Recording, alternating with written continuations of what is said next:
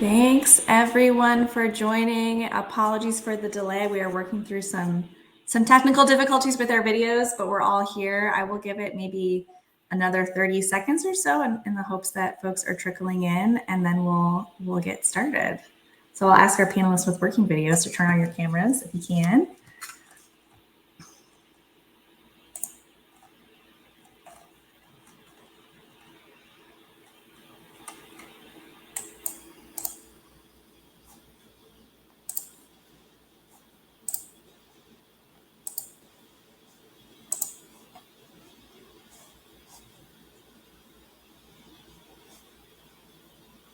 All right. Well, let's go ahead and get started since we're a little after 3. I want to welcome everyone. My name is Jessica Arians. I'm the Senior Program Manager for Climate and Energy Policy at the National Wildlife Federation. Thanks for joining this Clean Energy Roundtable. This is session 3F, the Leveraging the Clean Energy Industry to Advance Environmental and Energy Justice. And we have a really esteemed panel of clean energy developers and advocates who are going to share their thoughts about the role of their industry in advancing equity and justice. Our panelists represent a diverse mix of companies and orgs working here in the Mid-Atlantic, as well as nationally and internationally. And we're fortunate that some are also partners in the Thriving Communities Technical Assistance Center, or TCTAC, which I'm sure you've heard a lot about at the symposium, which I hope speaks to the excitement of NWF and SIEGE and many, many other partners about this 5-year project as we launch it. One of our objectives with TCTAC is to help build the capacity of underserved, overburdened, and rural communities to engage with business and industry in decision-making and to address environmental and energy injustices. And so I hope this session sheds some light onto this area and opportunities for this kind of engagement. I think this is a really exciting and important time to be talking about and working on energy and environmental justice, not just because of the TCTAC launch, but because of the massive amounts of federal investment in climate and clean energy, thanks to the Bipartisan Infrastructure Law and the Inflation Reduction Act. These bills are already bringing lots of environmental and economic benefits to communities, and I think they have the potential to bring a lot more, particularly to frontline and fence line communities, but only if we get the implementation right. And I know our panelists are also thinking a lot about these issues, so I'm excited to hear about kind of challenges and opportunities they see in this space. So without further ado, let's turn to our panel. We're going to hear a little bit from each panelist about their work that they do. Full bios for each panelist are available on the SIEGE website, so I'm not going to do a full bio for our esteemed panelists. And then we'll turn to questions. So folks should leave questions in the comments section if you're available, if you can, and we'll get to the discussion. So first we'll hear from Dr. Elvis Maleka. He's the Vice President of Labs and Data Science at Groundswell. Dr. Maleka has more than 15 years of progressive experience in finance, risk management, and quantitative analytics, worked with major Wall Street banks, economic firms, and many other places besides. So Dr. Maleka, tell us a little bit about your work and Groundswell.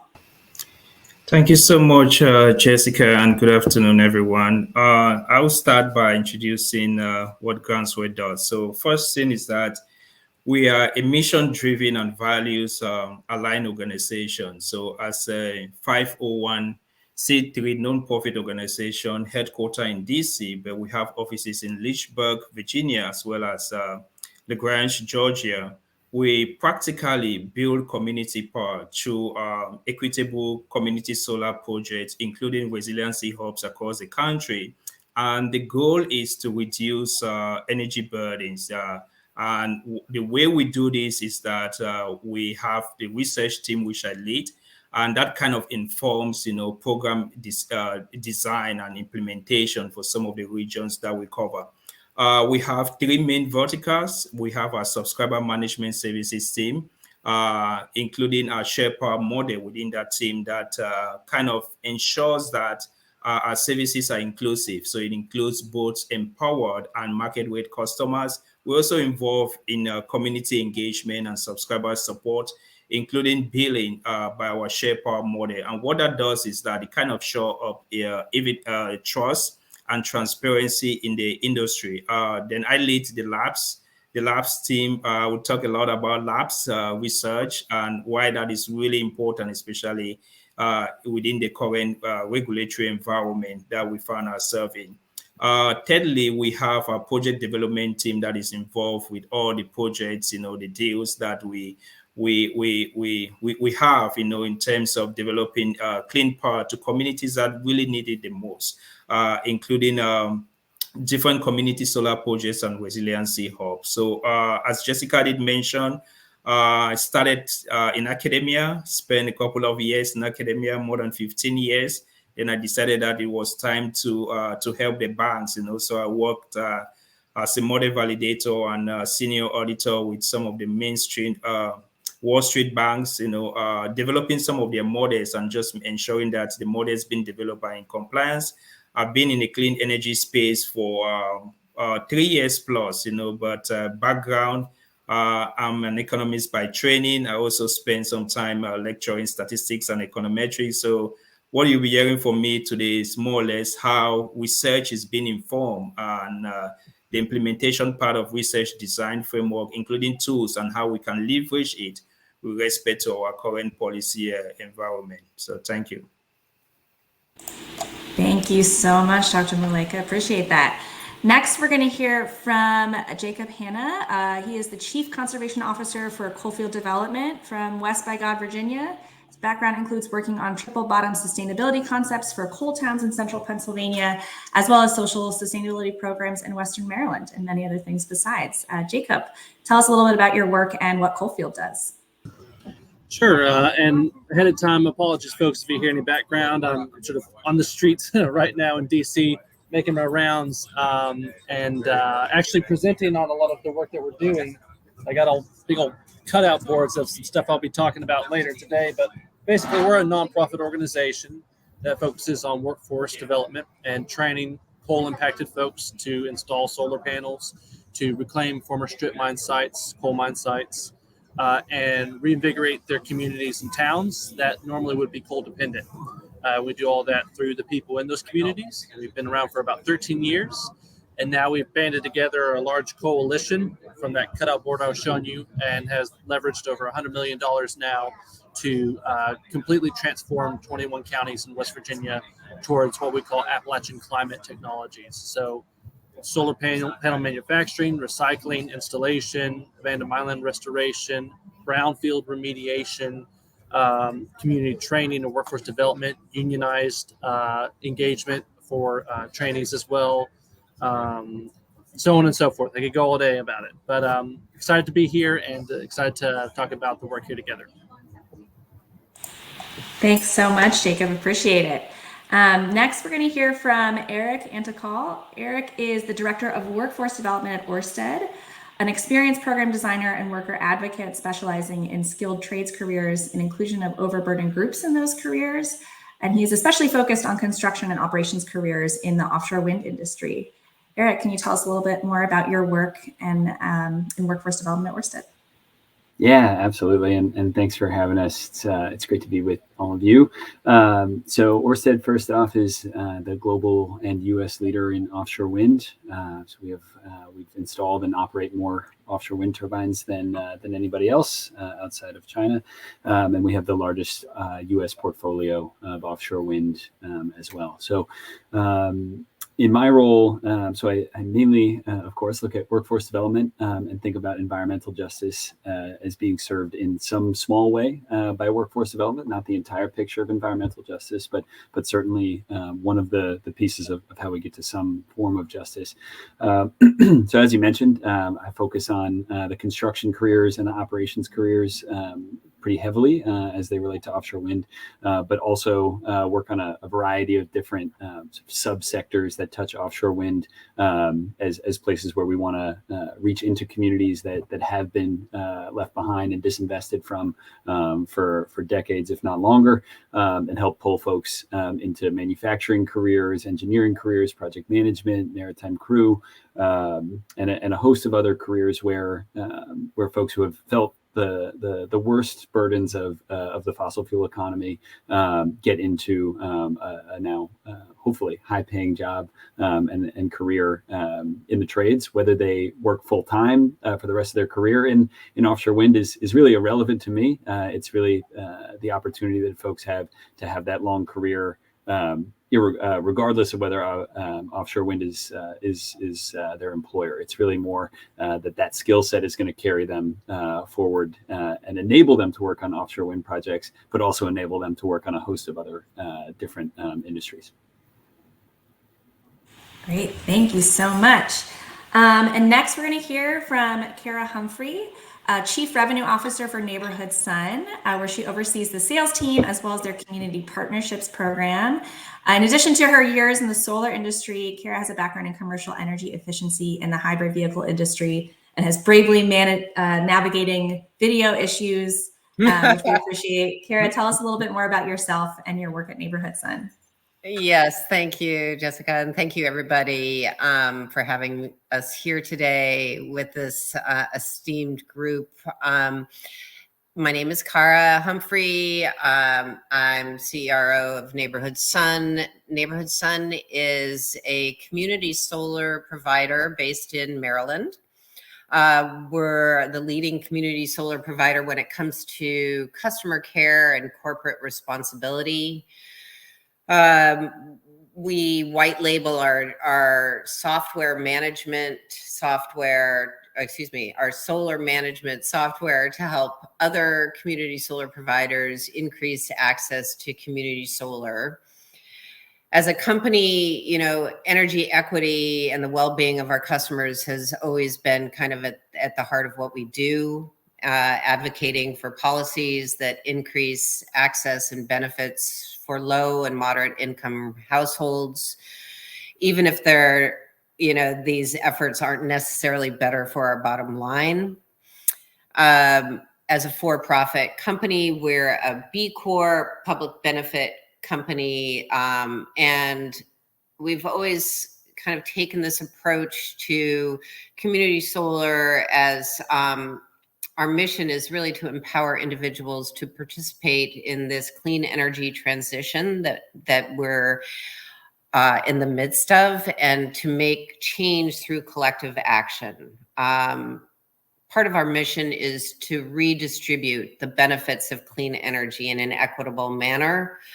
And through our SHARE program, which is Solar Helps Advance Residential Equality, and the Neighborhood Benefit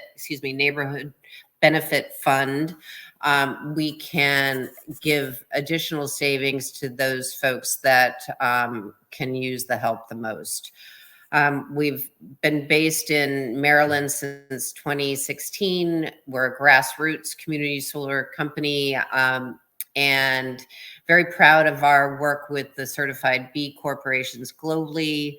We've earned the title of Best for the World in the environment category for a couple years running. And, it's tough work, but it's extremely rewarding to,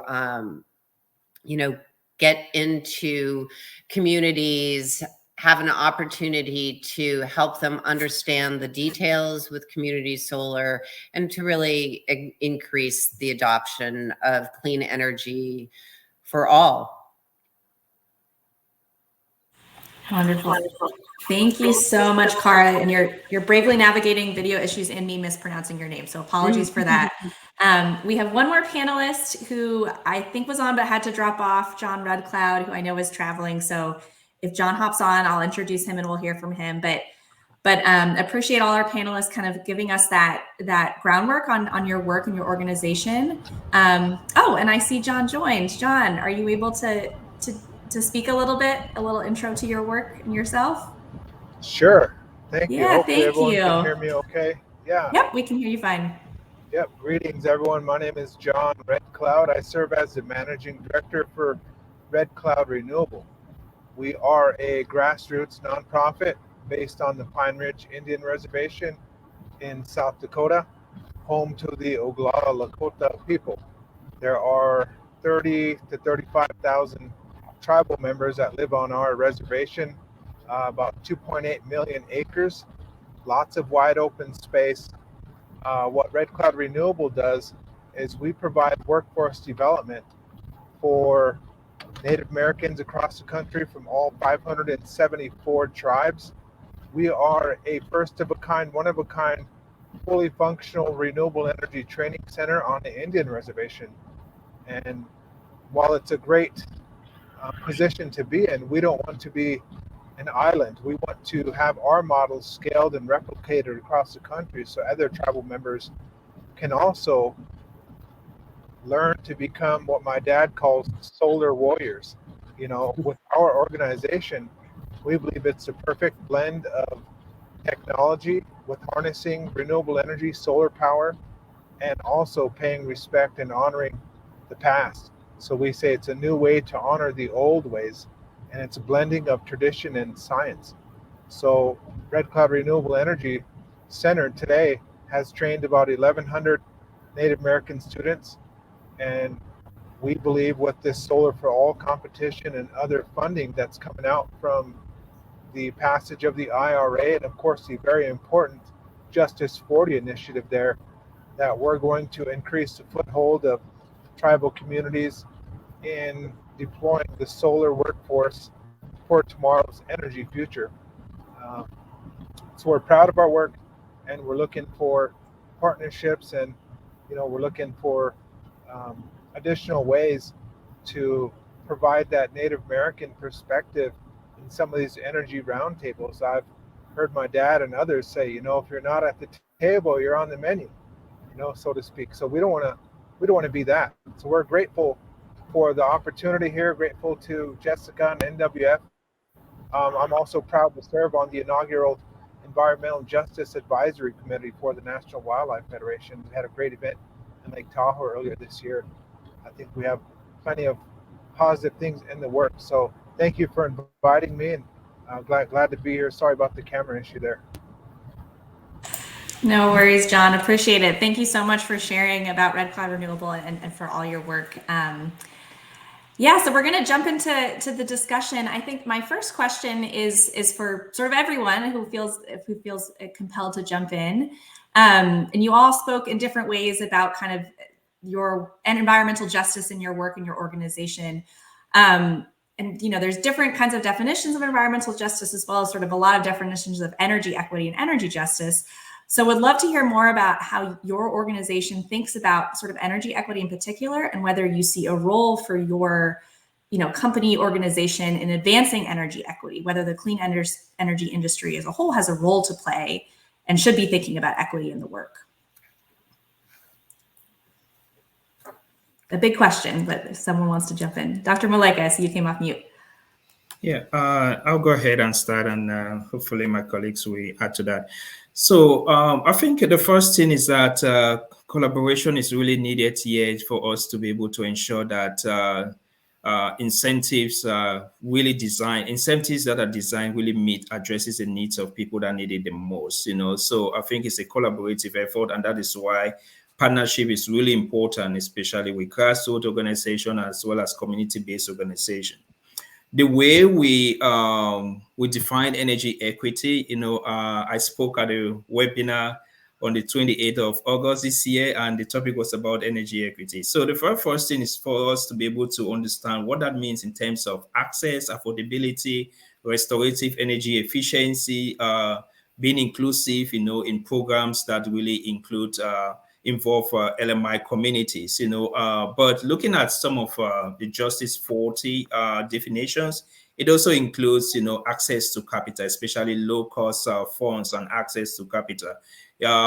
So we look at all of the issues, the needs that kind of really confront LMI communities. So the very first thing is to understand what their challenges are. And the second thing that we do very well at Groundswell is to be able to look at it from a distributional equity perspective. So just ensuring that, policies that are being designed, be it funding, everyone talks about the recent legislations, are kind of addressing, some of these issues. So for example, policy designs in such a way that it involves LMI, so after looking at those distributional aspects, and some of the things that I do here at Labs is to be able to understand the policy framework and how we can implement that policy framework in some of the work that we do here. And so what that implies is that from a procedural perspective now, we now look at all of the challenges that LMI face, and look at it from a distributional perspective. Try to understand the policy landscape, and now being able now to quantify it from a design perspective and an implementation perspective. And so we work collaboratively here at Groundswell, so that involves working with all of our teams, to be able to ensure that there are specific matrices attached.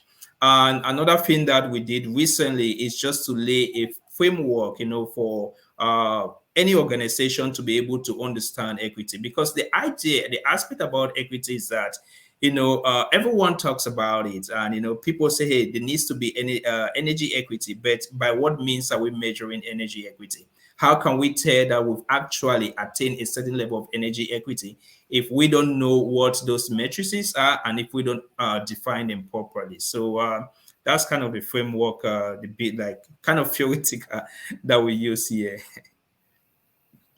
Thank you. Yeah, that point about, measuring the progress or measuring the baseline is really key. And I know something Siege is working on a lot with their GIS and geospatial work.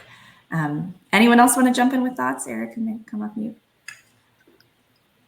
Yeah, happy to.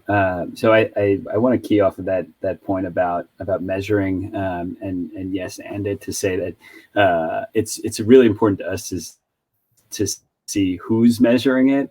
And I think it's important that we have not just measurement from folks who are actually residing in communities that have experienced energy injustice, but those folks also sort of shaping how we're implementing any kind of justice-based initiative, and informing the entire process along the way. So to give an example, here in the Mid-Atlantic, we are in the midst of of starting a cohort of wind turbine technician students.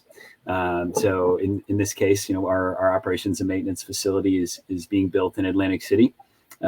We have a group of neighborhood residents, our community advisory board that has been with us for years now, who has been advising us. We've built these relationships. And so taking this very long-term approach to understanding concerns, particularly about jobs. And people give, us and the community college and politicians who are all excellent, and very supportive at developing this program. But many of the unique aspects of the program, including student stipends, the way supportive services have been factored in, transportation mechanisms, different kind of small bonuses like rock climbing gym memberships during the program to kind of work on fear of heights and work on physical fitness at the same time. These are all suggestions that have been sort of I'm not going to say suggested, they've been demanded by local communities who understand the folks that we are trying to train and then employ. And so I think there's often a thought process among developers that, hey, this is an extra thing, or this is some additional cost that we need to incur in order to deliver on, energy justice or some sort of sustainability initiative, when really it's something that improves the initiative as a whole. It improves the success, and it improves the amount that the funding that you do can stretch over an initiative. So I think really important that there's that long-term relationship building, and there's really no substitute for it. That's a really powerful example. Thank you for sharing. That might be a good segue into a question for you, Jacob, to talk a little bit about the workforce development model that Coalfield has. And kind of I think I'd be interested to hear more too about like that model, and especially about removing barriers to employment and thinking about groups like returning citizens and making sure they can access the clean energy industry. Would just love to hear more from you about that model and kind of any lessons that Coalfield has learned from that you think the clean energy industry should kind of take from and listen to. Sure. So just for context, we're located in West Virginia, which was the highest coal producing state from the 1800s up to the 1980s. And so for us, environmental justice is an outcome of a just transition. So there needs to be a transition from one energy to another, and it has to be just. It has to bring along, how we define a just transition is the first fruits of a new economy should first and foremost benefit those left behind by the previous economy in a sustainable way. So if you're a former coal miner, if you're someone who lost their job due to the collapse of the coal industry, if you're someone who is exiting recovery because you didn't have a job, because you were out of employment, from the depression factors that come with all those things, then those are the folks that we want to focus on. And those are the opportunities that we think are should be positioned to help folks in those regions. And so what we do is we've trained over 1,700 people, created over 700 new jobs for those types of folks facing barriers to employment. And so right now, actually, this week, we have a cohort of trainees learning from Solar Energy International, SEI. They're taking their curriculum right now in our remodeled warehouse and learning the basics of solar. But before we even take them through that, there's sort of there's just an educational component of, how do we even depoliticize solar? How do you take apart the weaponization and the myths that have been perpetuated in Appalachia through a myriad of different reasons? So how do we take apart all of that and just show the benefits, that this is what it can save you, these are the environmental benefits, and here's the jobs that pay X amount, and here's these union opportunities with that. So just going through and just resetting the narrative first, and then deploying these training opportunities for these folks who normally wouldn't have opportunities otherwise. And for us, it's a little bit of a race, because right now there's a lot of funding to deploy solar, especially on top of former strip mine sites. And for us, we could see that and say, okay, I need like 700 new installers right now, and I'm going to hire them from outside the region because they're already ready. And no, we don't want to do that, because that's just going to be another form of extracting communities for their resources, extracting this affordable land for energy production, and we don't want to do that again. And so we're really trying to take our time here, and a way to do that, to bake in these best practices, is that we're working with all these for-profit developers. We're a nonprofit. We're working with for-profit developers on community benefit agreements, community benefit plans, stating if you're going to utilize this site and these communities for X project, X percentage has to go into benefiting this community. X amount of revenues have to go into an economic development fund to help revitalize the downtown. Whatever it may be, we would negotiate with the company and the community, but figuring out how to localize those benefits and localize those opportunities, because a lot of our folks, they're just now getting their driver's license back. They're just now getting, off of substance use. They're expunging a record. They're trying to find affordable housing. So it's not just enough to offer a good job. The good job's up here, and you're expecting someone to climb and navigate through all those barriers to reach it, and they'll never be able to maintain it unless you provide the tools and the wraparound services to detangle those generations worth of disinvestment, disenfranchisement, and lack of opportunity in Appalachia. And so it's a long game that we're playing. It's a long haul, and we kind of have to. And we think that's just the right way to do it. If you're going to invest in communities and people, it's going to take more than just, 3-hour training and over pizza, and say, you got a job. And instead, it's going to take a little while. And that's okay, because that builds trust and relationships and adoption of this technology, where, coal used to be the battleground for this topic. We called it the war on coal when solar energy came into the region. A lot of folks were very defensive. And so how do we, again, dismantle all these myths and notions and make it a tool in our toolbox for solar? Thank you, Jacob. Yeah, I'm hearing and you and with Eric's last comments, kind of the needing to take the time that it takes to work authentically with communities. And that requires a lot of time. And this is something we talk about on my team at the National Wildlife Federation. It requires a lot of time, but there's also this pressure with all this federal funding kind of flowing now. And how do we square that circle? But in terms of kind of community work, Cara, I want to turn to you, because I would love to hear more about, I know grassroots and community organizing is really important in your work. And I would love to hear more about how a company like Neighborhood Sun thinks about that and thinks about community engagement. How do you kind of practice it? How do you do it authentically? Are you also thinking about the time it takes to work with communities? Would love to hear more about your philosophy there. Oh, yeah. Well, a lot of what we're hearing is about the workforce development that's needed and for building the infrastructure. And a lot of what Neighborhood Sun is focused on is spreading the word and increasing adoption of that renewable energy through community solar. And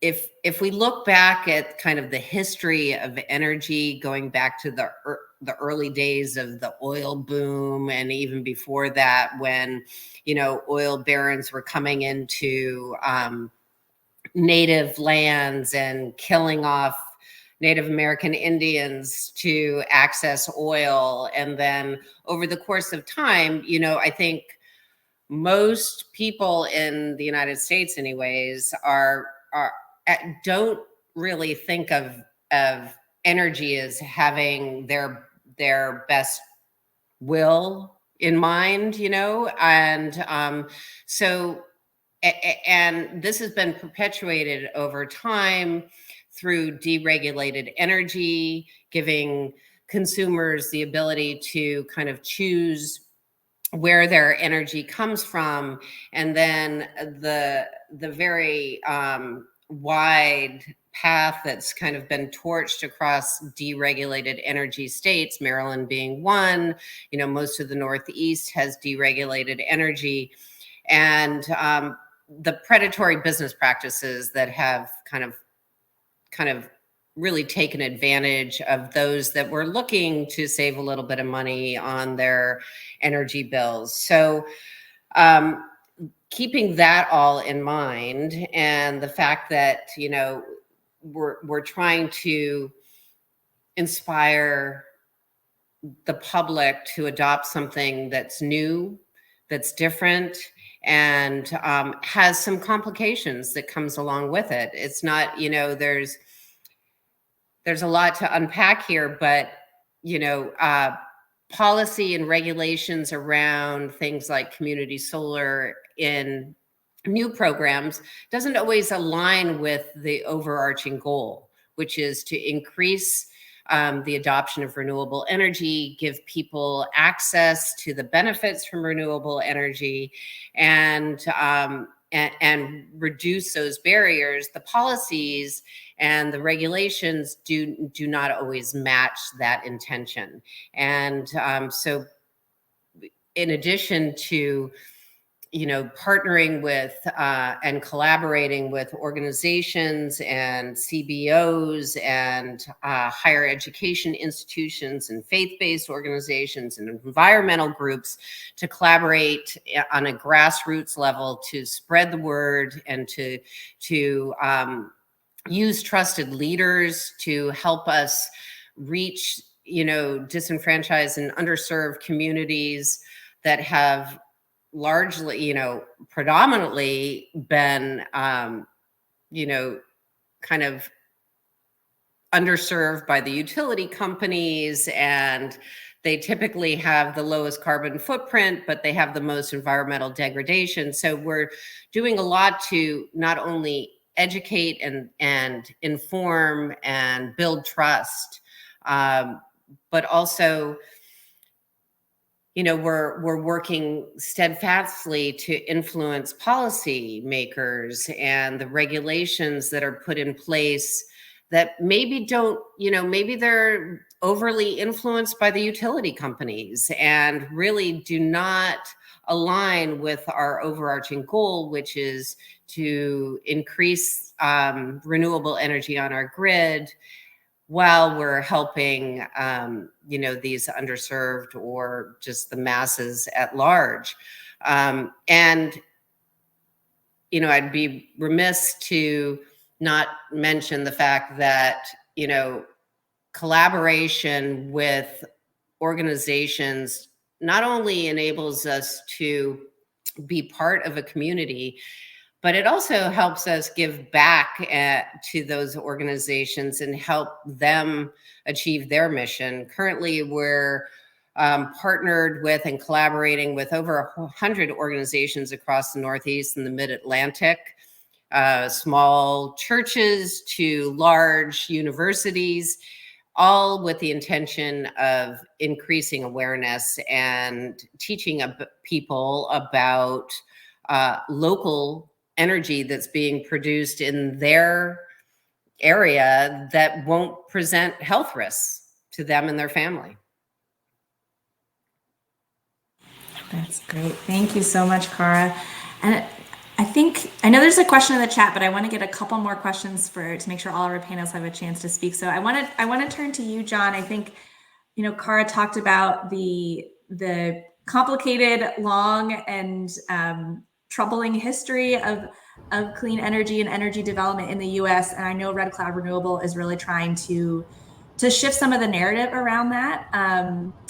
And with your work and with a particular focus on serving tribal nations and tribal communities. So I'd love if you could talk more about some of the challenges and opportunities you see in developing and deploying clean energy, specifically on native lands, on reservations, on tribal lands with tribal communities. What are some of the challenges there that you're seeing? And what are the opportunities that you're seeing, maybe that the clean energy industry at large isn't seeing, because they're not focused specifically on the tribal perspective, or maybe even nonprofits like NWF, Big Greens, aren't seeing because we're not, on the ground working with tribal communities in the way that you are. Sure. Thank you for the question. As a grassroots nonprofit here, we know and believe wholeheartedly that we have our pulse on the needs of the community. We're right here amongst the people. Our organization, we were born and raised here on the Pioneer Indian Reservation. We know some of the challenges. We've experienced them from childhood up to today. And one of the major obstacles, I believe, is how the reservation system was set up. It was imposed on us, of course, but it was set up in such a way that the Bureau of Indian Affairs, which operates originally, it was through the War Department. That's how it came about. Now it's through the Department of the Interior. So the Bureau of Indian Affairs has this. Everything has to pass through them in order for something to happen on this federal trust land. And for a while there, my dad would joke and he would call the BIA bossing Indians around. You have to go to the BIA office in order to get something done. You got to walk your paperwork in there, and you have to start there, and that's where the wheels of bureaucracy kind of churn a little bit slow. So for Red Cloud Renewable, we are not involved with the tribal politics. We're not involved in the government. We have our operation where we reach out to community members, household by household, and we try to educate them. And there's a lot of fear. For example, there's a homeowner that we're looking to put a solar system on her home for free, and she's part of the electrical co-op, and she said, I'm worried that it's going to take away my check that I get from the co-op. And so we have to try and help her understand the interconnection agreement process with the electrical co-op, and she's worried about losing $30 or $40, which doesn't sound like that from the operation prescription. Or so there are different needs that it's hard for national leadership to see some of these things in Washington, and they're making these deals and having these omnibus sort of riders on different legislation. But we're down here on the reservation, and we're realizing that some of these needs are just not being noticed on a large enough scale. And with this recent passage of this funding here, we feel like it puts some of that, it brings us, makes us a part of the equation. The Solar for All is a perfect example. People have been reaching out to Red Cloud Renewable because of our organization profile. We are Native American-led, workforce development on an Indian reservation in an impoverished zone, like a hub zone.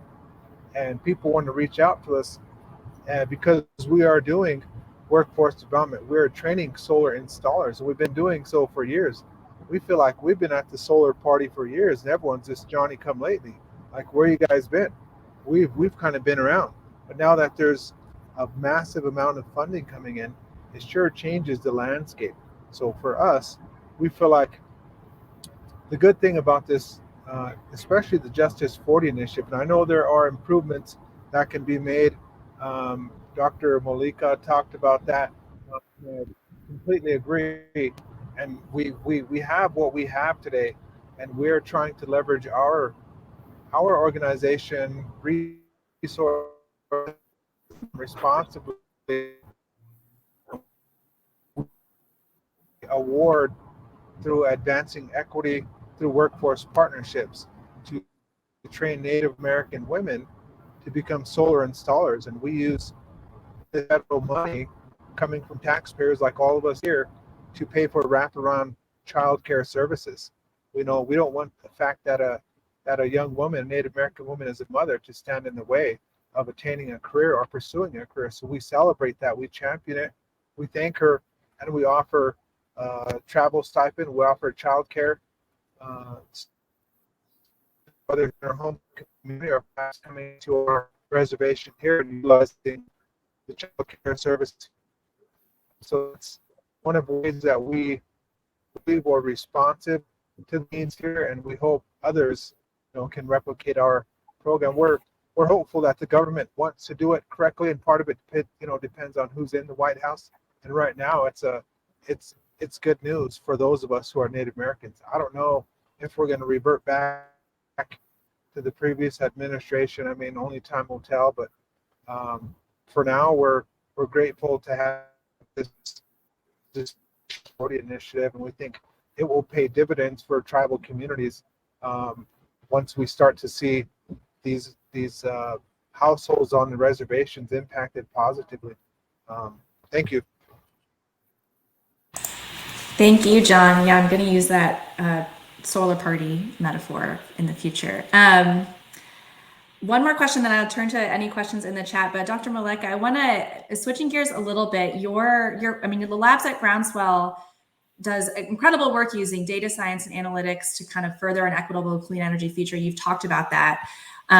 Connecting this back to the TCTAC I mentioned earlier, we want to make sure people in communities can access that kind of research and use it to better their communities, to further clean energy industry. So curious if you could share your thoughts about how communities and advocates can use the work and the research that you're doing to fight for a better clean energy future, or to engage with clean energy developers or clean energy industry. Yeah, that's a very good question. Thanks so much for that, Jessica. I think the very first thing is that when I left the finance industry, and I came into the solar industry, one of the things I was really concerned in the banking industry is there's just a lot of financial engineering, all these methods development, research and tools. So I was kind of like, how do we apply this within the solar industry? Because it's really dynamic and it's really evolving at the same time. So I would say very fortunate and really pleased with Groundswell's approach to make data science a really core function of what the organization does. And so when I started labs, the very first thing was to be able to ensure that the research that we do, first of all, is informed by the current trends in the industry. But secondly, how can we utilize some of the takeaways, the call to actions from the research from labs to be able to design programs? So I started in 2020. I published an article which is termed an assessment of energy impoverishment in the United States. So I look at all the states, 50 states across the United States, look at their energy burdens and what that really means, and that research was really important because from that work, we kind of looked at state-by-state energy burden analysis, look at some of the components, how does energy burden affect businesses, minority businesses in communities, in disadvantaged communities. Then I went further and developed a kind of a rurality model. So like energy burden is kind of high in rural areas.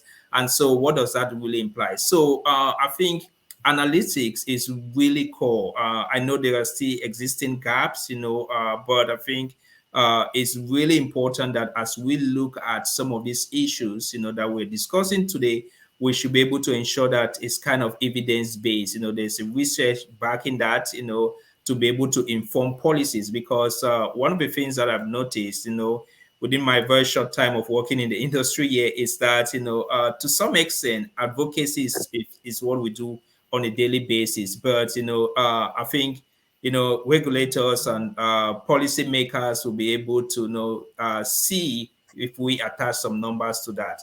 The second thing is the LEAF Toolkit. Very proud of that research. It was a 3-year research funded by the U.S. Department of Energy. And I really love what some of the things John said about tribal communities. I'm kind of building the LEAF Toolkit right now. So when we launched it last year, we had 453 community solar projects that serve LMI House. So as of today, I think we're on track to add another 115 community solar projects. So that is research that I do here at Groundswell. And what that database does is really very crucial, especially within our current environment. So there's a pre-development side of it, the explore function, where anyone interested in building a community solar project can actually learn, experience, case studies and what is happening across the nation to be able to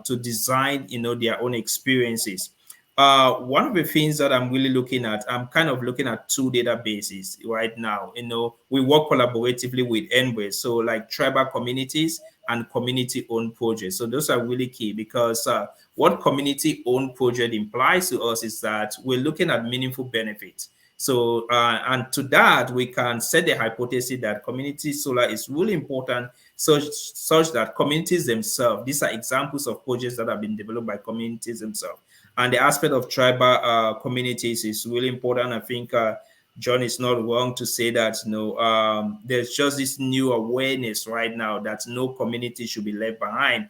Revitalizing communities, and from that energy democracy perspective. So, in a nutshell, what I do at Labs is really crucial, to be able to inform decisions about not only tools development, but also in terms of where there are opportunities, So my research normally addresses areas in which there are opportunities, in terms of community solar, the LEAF Toolkit, there is really massive there are a lot of opportunities within the Midwestern states. We don't see many community solar projects there. And again, the regulatory environment has to do with a lot of stuff. But I think data science is becoming really important and research as well to be able to drive some of this decision. And that's what I do here at Groundswell.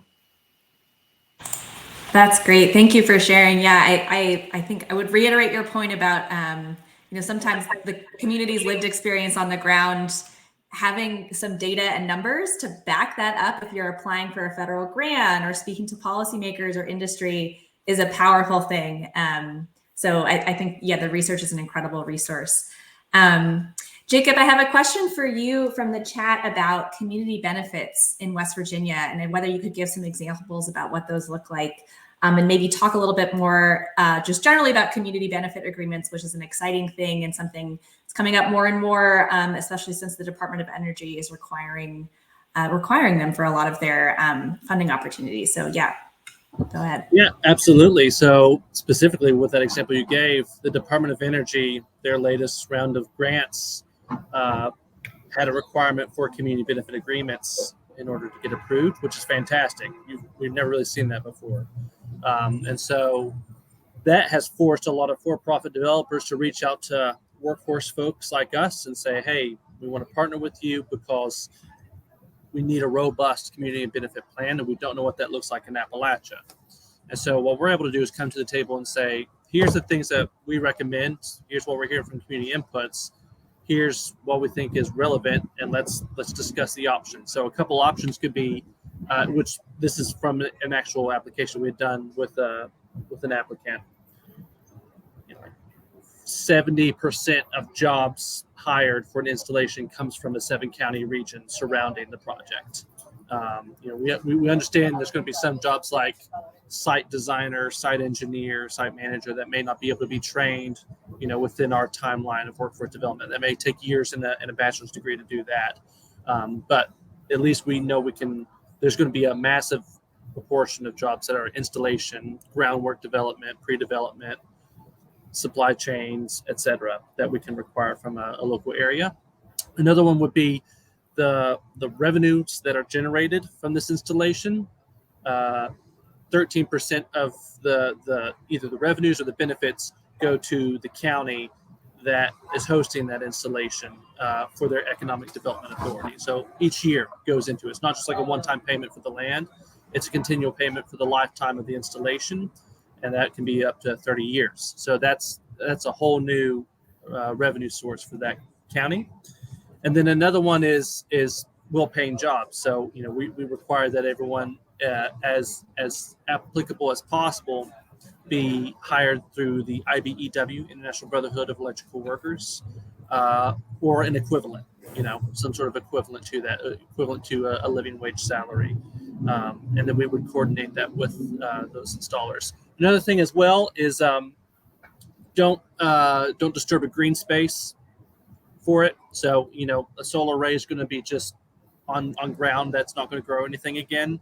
Pretty much after the installation's installed, you can't grow trees there, you can't grow the crops there. It needs to be maintained. So don't do that on top of a site that's already a green space. Do it on either a brownfield site, so a former industrial site, or an abandoned mineland site. Those are our requirements, so that it's already disturbed land. It's already land that's got an industrial purpose. Let's continue that and not make a whole nother industrial site out of that. So those are just a few examples of community benefit plans. This exercise really forced us to get all that in writing. We had not done community benefit plans before. We had done community benefit work and had plans around it, but never made it into a whole package. And so it's robust, and it takes a little while, which is okay, because you want to get that community input. So we hold town halls and charrettes to gather community input, let them know that this opportunity is happening, and then try and capture that as best we can in an agreement for everyone. Thank you, Jacob. Yeah, I think community benefit agreements can be a really powerful tool. They, as Jacob said, they can take time and energy and thought, which is good and needed. So definitely it would encourage people in the audience maybe are unfamiliar and seeing projects in their communities to learn a little bit more. And there's resources and toolkits out there to do that. John, I have a question for you about whether tribal communities can access IRA and bill dollars, whether you have to apply through the Bureau of Indian Affairs to get those, or can you apply to like grant programs at EPA or DOE directly? Sure, that's a great question. It kind of depends on the funding or the funders. So audience members may or may not know, or the other esteemed panelists, that according to the IRS code, by design, every federally recognized American Indian tribe in the country is a 501c3. So they have an opportunity to go after some of these fundings that come out from various government agencies. It does not have to pass through the Bureau of Indian Affairs. If there's something that deals with building or developing on land, that's where there's this inherent obstacle built in. A perfect example, like let's say a federal opportunity does come down to provide funding for building homes. So that's all great. Now we have to go through the Bureau of Indian Affairs. If a person is a landowner, or let's say you're not a landowner, you can go get a residential land lease, you still have to wind your way through the Bureau of Indian Affairs residential lease process. So it doesn't, for us at Red Cloud Renewable, we're not, a tribal organization, quote unquote. We are tribal members that operate a nonprofit on the reservation. So sometimes a bigger funding opportunity will ask for a tribal resolution or a government resolution, and that's whenever Red Cloud Renewable, we don't have that same. We're not hamstringed by that process. We can go in and sign an MOU. We can go in and enter into a contract with an organization that wants us to do workforce development, for example. So the BIA still has an influence, and for us as a community-based organization, we're not required to go through them, and unless there's something with specific to land where it impacts us in our ability to deliver. So I hope that kind of answered the question. It's really complex. It's not the most cleanest answer. It's like asking what's the best move in chess, right? It just depends on the scenario, the funders, and who's around, who may benefit, the timelines, all these things to consider. So hope that answers. Thank you. Thank you, John. Yeah, I think it broadly that speaks to a challenge that tribal communities face in accessing funding is just the complexity of where and navigating these systems, the federal bureaucracy, and then the tribal government and those issues too. Mm-hmm. We have a little bit of time left. I want to switch gears a little bit and turn to you, Eric, because I want to, something you mentioned at the top of the panel about workforce development is how we get to environmental justice. I had never kind of heard it framed that way. I would love to hear you kind of expand on that a little bit. And then also, careers from where you sit, I mean, Ørsted is a large company, has invested millions in workforce development.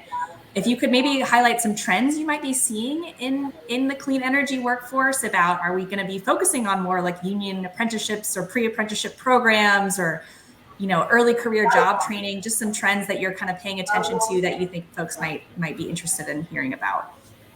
Yeah, great question, and I'll try to answer all of them. So help me out if I miss one. Maybe I'll start with the last question around pre-apprenticeship and early career opportunities. So full disclosure, I come from pre-apprenticeship. So I used to work for most of my career at non-traditional employment for women, pre-apprenticeship in New York City, focused on, you guessed it, getting more women into the trades in New York. So obviously big fan of the model. And so since I joined, we've put, I forgot the exact number. It's $1 million into pre-apprenticeship in various kind of markets where we need more construction workers. And so it's, for those who don't know, pre-apprenticeship is the direct pipeline for someone who doesn't have very many qualifications to get them ready for the rigors of an apprenticeship program that's offered by the building trades unions. And was really heartened to hear Jacob's commentary on requirements to have IBEW or an equivalent. I'm a big believer, and Ørsted's a big believer in unionized labor and working directly with unions and in collaboration with unions who really, you know, are, as I said in my previous comments, you know, it's not enough to have one organization measuring something or keeping something accountable. You really need, you know, a union in the mix or other worker organization to make sure that a workplace is as much as it can be for the workers who are there, both in terms of safety and remuneration. So we're definitely seeing, you know, more trends towards pre-apprenticeship.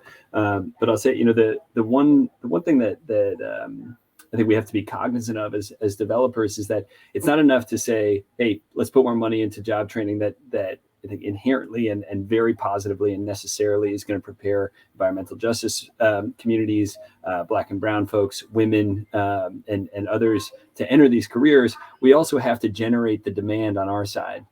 It's not enough to just do the training. There has to be careers on the other end. You can train 1,000 people to become, apprentice electricians, but if the IBEW's market share continues to shrink because developers are going the other direction and saying, well, I don't need to, go that route. I can cut corners. I can go non-union. That creates fewer, or it diminishes the number of opportunities that folks can have to go into those high quality careers. So super, super important that we look at both ends of the job development or kind of the career development pipe. And so, we're committed to project labor agreements on everything we do, onshore and offshore. We're the first developer in the U.S. and I think still maybe the only to have an offshore project labor agreement for offshore installation work.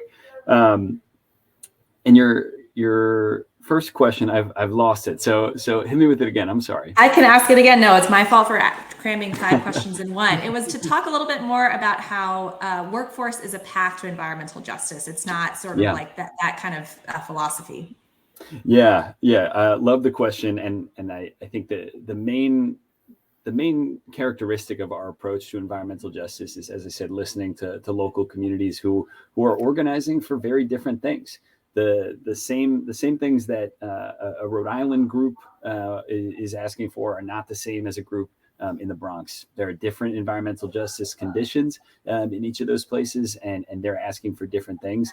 And so, I think that's the kind of overarching theme is that we are not having one prescription for what environmental justice means. But in my role, what I can offer up to folks is some workforce development solutions. But then I'm also responsible for making sure that we expand what we could be doing and thinking about things that are maybe ancillary to workforce development in service of environmental justice. So I'll give you an example.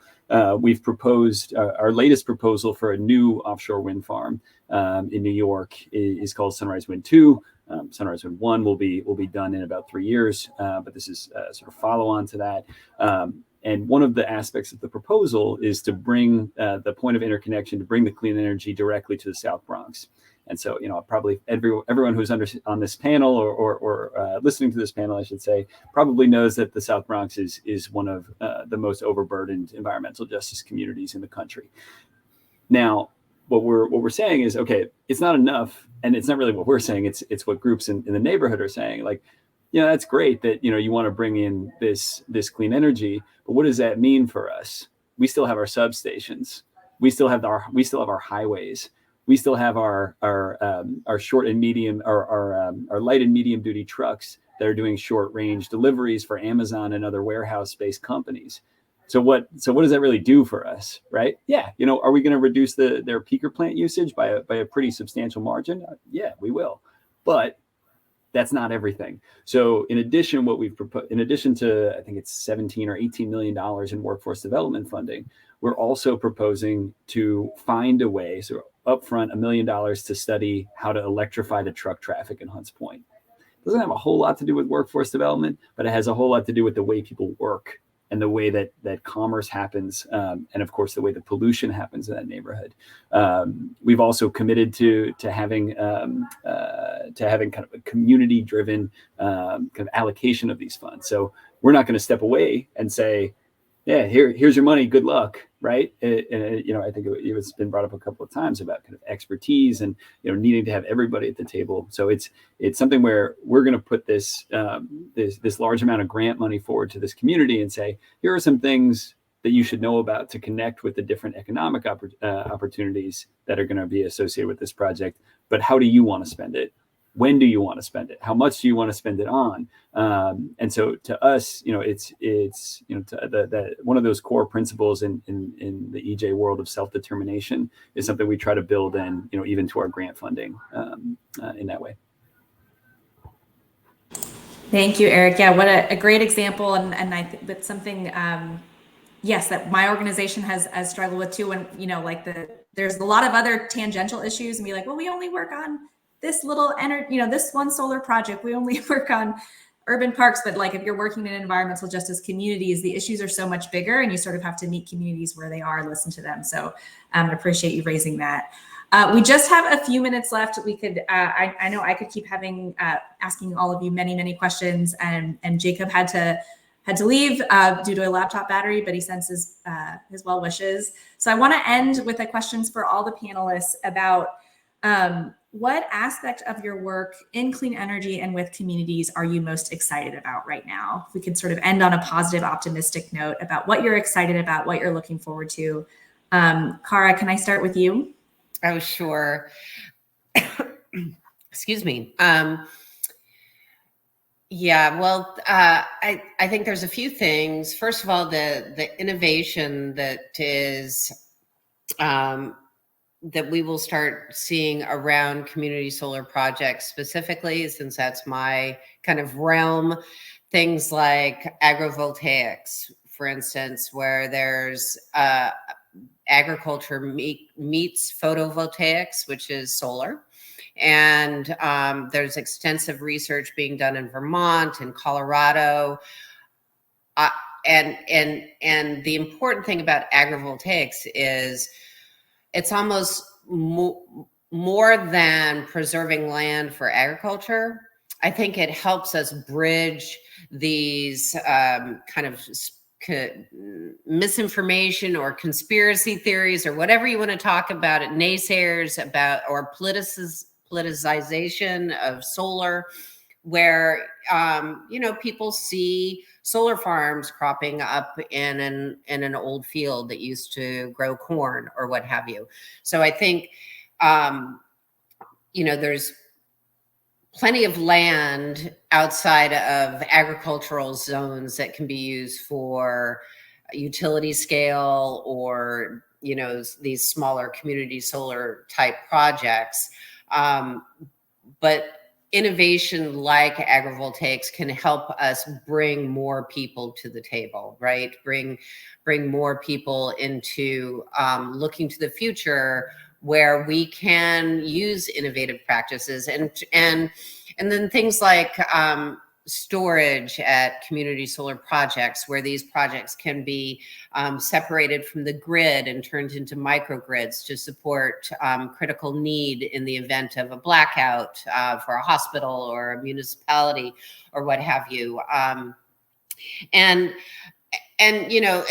also just the workforce development and getting more people included in this transition, which is not only to do with building the infrastructure, but the outreach and the communication, and all of that is all very exciting. I also look forward to influencing developers that are building projects. So often they're largely influenced by banks and financiers, and then maybe policy that doesn't align with the ultimate goal of increasing access. So really pushing back on some of the Wall Street banks that are supporting and financing these projects, because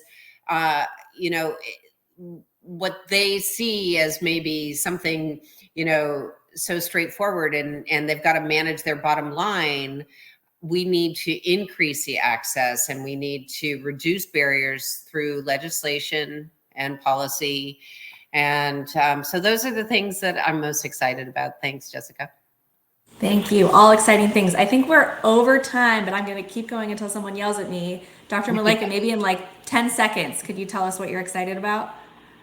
I'll try to keep it 10 seconds. So the very first thing for me is just a market characterization. So I really like the fact that I can use data like GPS, to be able to make decisions, to like, hey, if you tell me we're trying to find A, B, and C, we don't know what to do, I come in there and solve the problem. I also love the progress, industry-wide. All of us sitting here today are making tremendous effort for our industry. So that motivates me, and it's like finding people who genuinely care about helping others, so that is a motivating factor for me. And lastly, very proud of what Groundswell does, as an organization. So those are really tremendous motivating factors for me.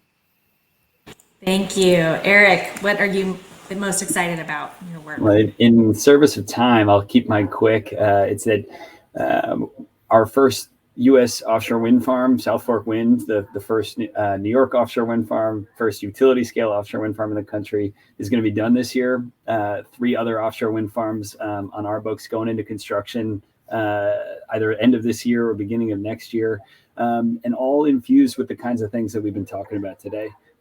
So I guess, selfishly, we work very hard, and it's going to be really, really exciting to start telling some stories about the kind of justice we're able to deliver over the next year or so.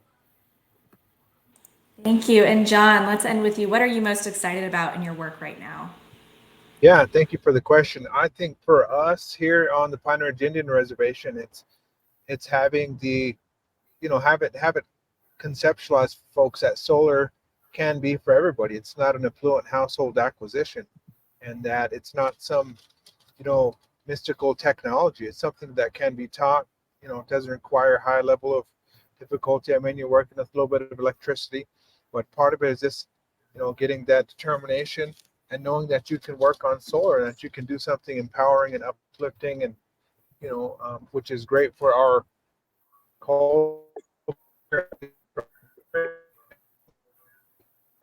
So I'm just excited that we're helping to create the solar workforce, for tomorrow's energy future. Thank you so much. So wonderful note to end on. Thank you so much to all of our panelists for your time and for your thoughts, and most importantly for your work in this space. Appreciate it very much. Would encourage folks who are listening in to check out all of the organizations and learn more. Thanks to Siege for your work on the symposium. And yeah, with that, we'll end. Go forth and do good work in the clean energy industry, folks. Thanks. Thank you. Thank you.